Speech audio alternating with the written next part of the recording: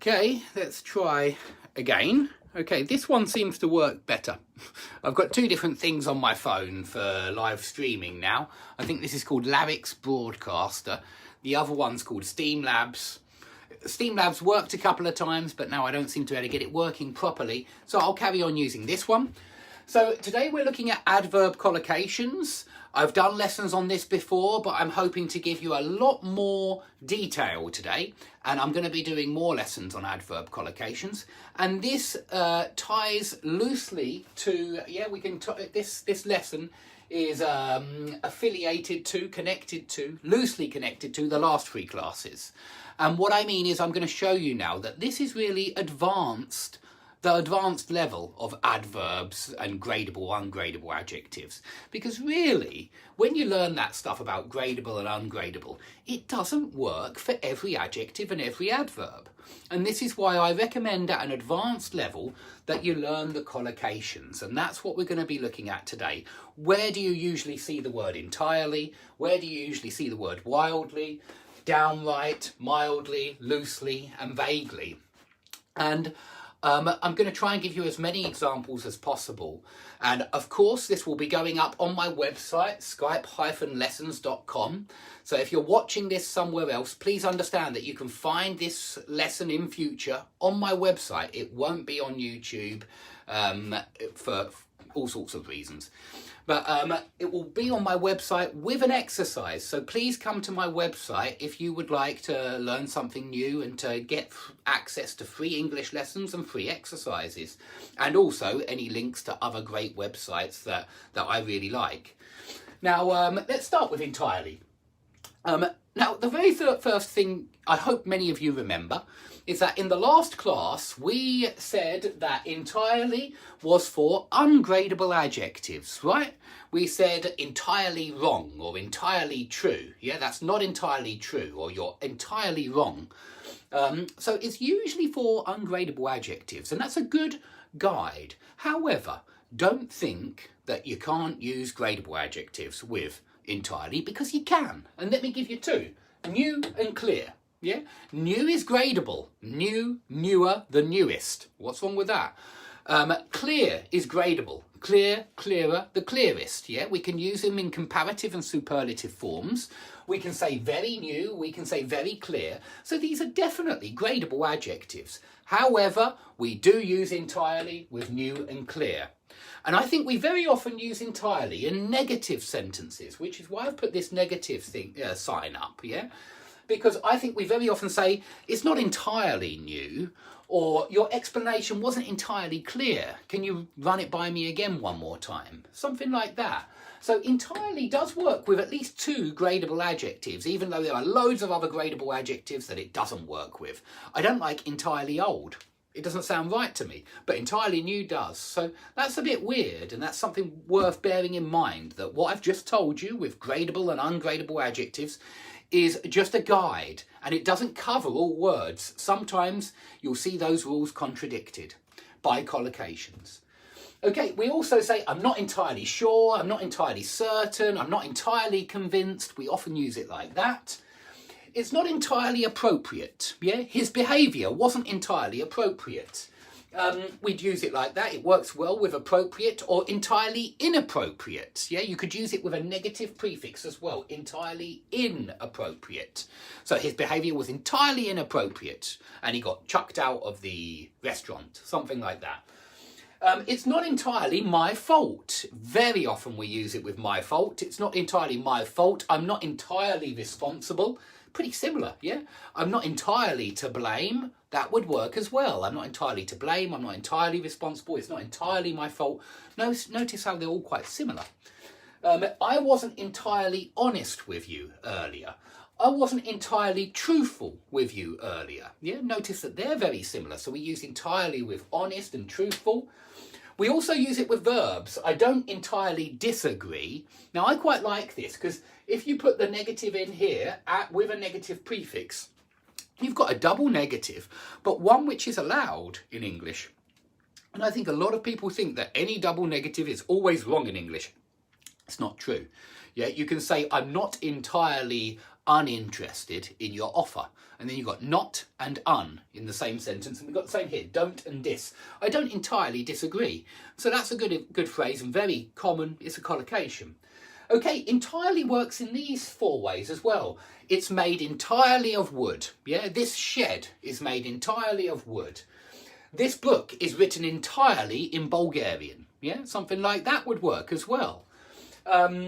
This story is based entirely on a book that I read last year. Yeah, that would work as well.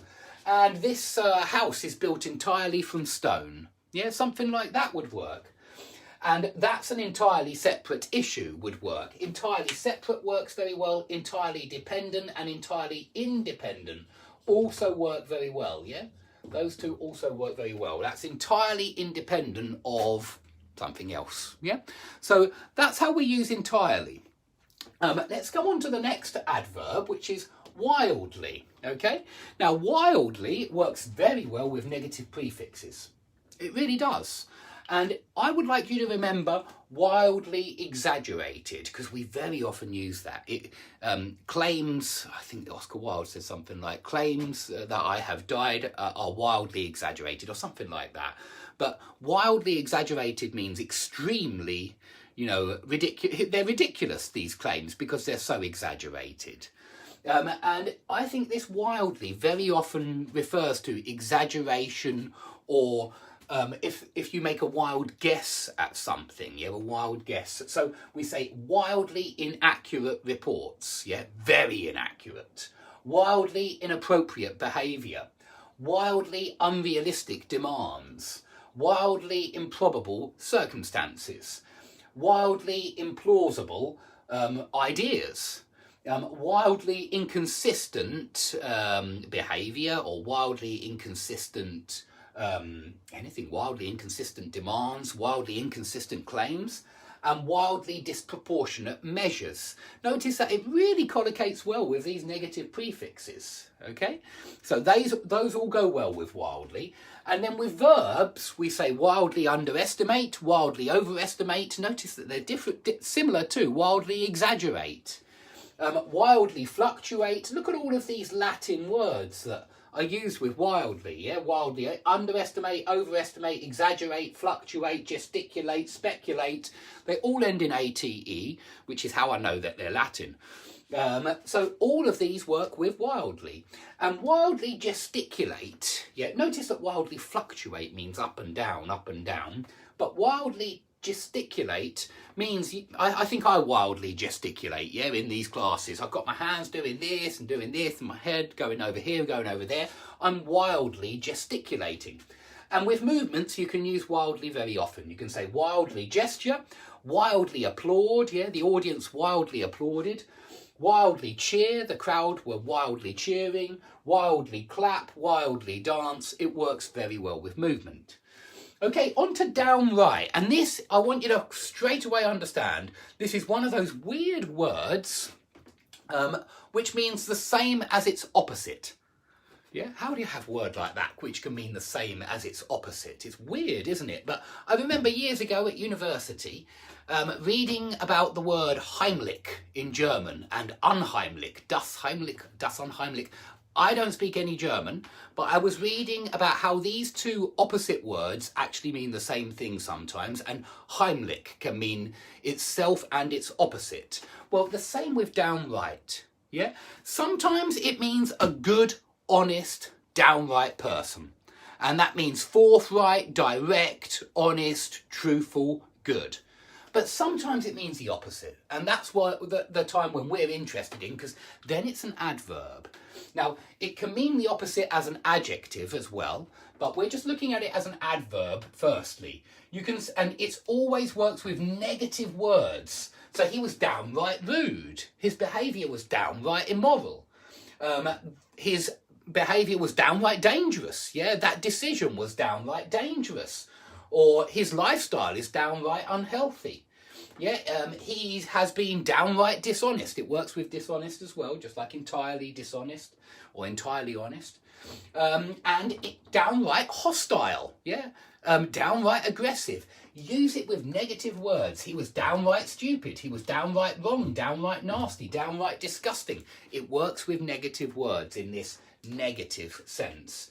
And we can use it as an adjective that means the opposite of the ordinary adjective, which very often means good, honest, forthright, because we can say that's a downright lie, or you're a downright disgrace. Yeah, that's very common. You're a downright disgrace. And here it means something very similar to sheer, rank, and out, because you can say that's an out-and-out lie. And it means it's a complete lie. It's a total lie. Yeah, it's a downright lie. It's a disgusting lie. Yeah, so that's an out-and-out lie. But remember, we say sheer stupidity, meaning complete, total, utter stupidity. And these two, just like downright, are usually used for negative words. Same with out and out as well. Maybe I'm wrong there. It might be used with positive words, out and out. But sheer stupidity, sheer bloody-mindedness, rank hypocrisy. Yeah, these words collocate with negative nouns just like downright does. Okay, so I wanted to bring them up because they're very similar adjectives when you say sheer stupidity or rank hypocrisy. So do remember that downright means the opposite of itself. Yeah, and a lot of words are like this. Leave is another one. Leave can mean that you go, but if you leave somebody behind, it means that they stay. Yeah, or if you say, I am left with, it means I remain with. So it's kind of one of these words that means the opposite of itself. Okay, mildly. Mildly spoken is the most obvious one, and it means softly spoken. To put it mildly is very common. You need to learn it. People say it all the time. To put it mildly, it means to say something in a softer form than is actually necessary, in a milder form than is actually necessary. So you might say something like, I don't know, that minister has certainly made the electorate angry, to put it mildly. Maybe they're a lot more than angry, maybe they're furious, probably the case.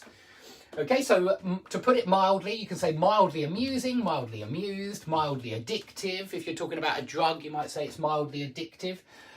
You might say that this film is mildly erotic if it arouses you in some kind of way. It might mildly arouse you as well. In fact, I'm going to put that down as well. Mildly arouse seems to work quite well. Mildly offensive or mildly offended. Yep, it works well with those ones, meaning a little bit offended. Yeah, slightly offended, mildly offended. Slightly annoyed, mildly annoyed, mildly irritated, and of course mildly annoying, mildly irritating, they work as well. And mildly uncomfortable works very well. Mildly uncomfortable, mildly uncomfortable. I'd say that seat is mildly uncomfortable. Or I'm mildly uncomfortable with something that's just happened, some kind of issue. And if you say that something is mildly suggestive of, that means that it seems to be the case. Yeah, so if you say that the results of the survey are mildly suggestive that they're mildly suggestive of the need to, reconsider government policy. And it means they do suggest somewhat. Yeah, they mildly suggest that we ought to. Yeah, so we do use this with suggestive of, and it's not a nice one, but we do say mildly retarded. But be aware that this word retarded, which means like mentally disabled or mentally handicapped in some way, it is a nasty word. It's just downright nasty. Yeah, and so do be careful with how you use this word. If you call somebody mildly retarded, they ought to be more than mildly offended. Yeah, they ought to be more than mildly offended. Okay, loosely is all about connections, really. Loose connections, yeah? We say that connections are loose if you're building an electric circuit and the connections are loose, like my connections are always, then that means that they come apart very easily. And so tied to, bound to, attached to, all work with loosely. Yeah, so if the buttons are loosely attached to your coat, it means they're about to fall off. Yeah. So you can use it in a very physical way like that, you know, or the kidnappers loosely tied him to the chair, and so he might be able to break free, he might be able to untie himself. But we also say this film is loosely based on the book. So we use it in a metaphorical sense to mean connected to as well. This film is loosely based on the book, a bit based on the book, but not completely the same, yeah? So you might say something like the Harry Potter films are not loosely based on the books, but completely based on the books. Yes, solid, you know, they're certainly based on the books. But you might say about some other book where it's not quite the same, you know, where they've changed a lot of things in the film, that the film is loosely based on the book. You can say that this is loosely affiliated to, our organisation is loosely affiliated to their organisation. Yeah, just like you can say that something is loosely related to something else, meaning barely related, a little bit related, slightly related. Okay, you can say, I would loosely translate this word as, and it just means I'm trying to get as close as possible, but I can't do a direct translation, so it's kind of like this word. It's loosely translated as, it's kind of like this word. Loosely reworded as means, you know, this isn't exactly the same word, these aren't exactly the same words, but they are similar to the original. So I'm going to loosely reword this document in the following way. And you might say something like, ambition can be loosely defined as the will to win. Something like that, yeah? And it means it's not exactly the will to win, but it's similar. Okay, and I use the term loosely. It means I'm not using the term literally, but I'm using it loosely. Yeah, I'm not using it so that I expect you to take me in a literal way, but I expect you to kind of understand that I'm using this term loosely, yeah? Not exactly, not precisely, but loosely. Okay, and this could be loosely referred to as, meaning I could refer to this in a loose way, yeah? Not in an exact, precise way. Okay, I think that's clear for loosely, so it often means something imprecise, yeah? And wildly imprecise kind of works. There are wildly imprecise figures around, yeah? Something like that, because it's got a negative prefix, and so it seems to work with wildly. Okay, last one is vaguely. If somebody is vaguely familiar to you, that means they're a little bit familiar. Their face or their name rings a bell, but you're not sure exactly who it is. So vaguely means in an imprecise way as well. But this is more about knowledge, because this is, you are vaguely familiar with something. You are vaguely aware of something. Yeah, I was only vaguely aware of the sound of the fire alarm. Yeah, perhaps I was walking around in some kind of trance or stupor, and I was only vaguely aware of the sound of the fire alarm in the background. Okay, and vaguely remember. I vaguely remember giving it to you yesterday, but I'm not completely sure. Yeah, and that just means I kind of remember giving it to you yesterday, don't I? Didn't I? Didn't I give it to you yesterday? So I vaguely remember doing that. And remember, if it's remember something in the past, it's gerund. I vaguely remember locking the door. I vaguely remember kissing my first girlfriend, whatever. Okay, you might say that this dictionary is vaguely worded. So the definitions are not precise. They are loosely defining words and not precisely defining words. You might say that this is vaguely written. I think that a lot of laws are vaguely written, and I think a lot of government policy is vaguely written, and I think this is done on purpose so that they can use terms loosely and not be precise. Okay, and you can say that some of the news articles recently have been vaguely threatening. What I mean is they quite often threaten to not let us go on holiday if we don't take their drugs. Let's be honest, they're narcotics, they're drugs, they're medicines, because medicines are drugs. I refuse anyway. But please, come to my website if you'd like more lessons. I'm going to be doing these every day this week. They won't appear for long on YouTube. They'll only be up for a few hours, and as soon as I get a chance, I'm going to take them down again. So please come to my website, and please, if you're interested in learning more, you can buy a vocabulary book if you're interested in learning about phrasal verbs, and you can buy a grammar book if you're a native, although this is for TEFL students as well, but for advanced level. I must admit, it's not for or possibly upper intermediate, but it's not for beginners or pre-intermediate. And I'm going to make a grammar book for TEFL students over the course of the next year, and so I hope to get that out by Christmas. I haven't started it yet, but I reckon I'll be able to do it, and I want to do it because at the moment I've got a lot of TEFL students, and I like to look after those who I am teaching at the moment. Okay, so thanks very much for watching. I'm going to do at least 3 more classes on this and provide a lot more information. Please come along tomorrow. I'm bound to be here tomorrow doing another live class. And please sign up for Odyssey, sign up for vk.com. That's another place you can see my lessons. You can even find me on Twitter, even though I hate Twitter. But yeah, there are lots of places where you can find me. So please look out for my new lessons. They will be on the internet. They just won't be where they used to be. Okay, so thanks everybody for watching. I hope to see you